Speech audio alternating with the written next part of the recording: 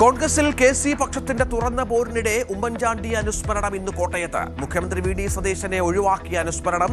Channel ചർച്ചകളിൽ മുഖ്യമന്ത്രിക്കെതിരെ തുറന്ന വിമർശനവുമായി കെ.സി. പക്ഷം.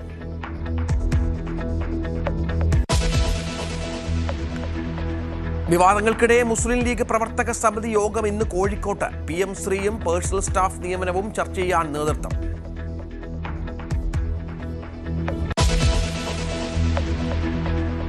News 18 big impact. വയനാട് കള്ളാടിയിലേത് വരുത്തിവെച്ച ദുരന്തം.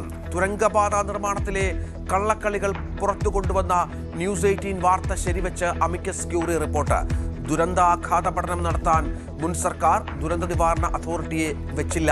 കൊങ്കൺ റെയിൽവേയുടെ ഫയലുകൾ മുൻ ചീഫ് സെക്രട്ടറി ജയതിലക് മടക്കിയ നിയമവിരുദ്ധം.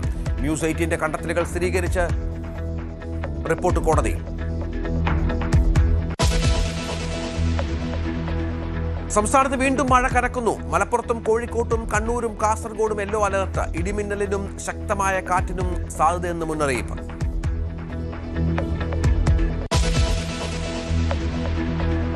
ചരിത്ര കുതിപ്പിലേക്ക് രാജ്യം.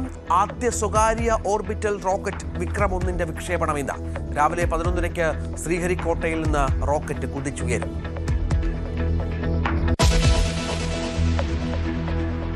അയോധ്യ രാമക്ഷേത്ര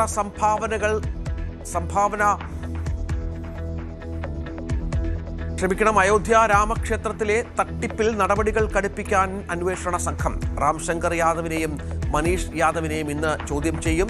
തിങ്കളാഴ്ച സുപ്രീം കോടതിയിൽ ഇടക്കാല റിപ്പോർട്ട് സമർപ്പിക്കാൻ നീക്കം. പശ്ചിമേഷ്യയിൽ സംഘർഷങ്ങൾ കയവില്ല. 7ാം ദിവസവും ആക്രമണം തുടർന്ന് US-ഉം ഇറാനും. സമ്പൂർണ്ണ നാശം വിതയ്ക്കുമെന്ന് അമേരിക്കയ്ക്ക് ഇറാന്റെ മുന്നറിയിപ്പ്. ഗൾഫ് രാജ്യങ്ങളിലേക്ക് ഇറാന്റെ പ്രത്യാക്രമണത്തിൽ നിരവധി പേർക്ക് പരിക്ക്.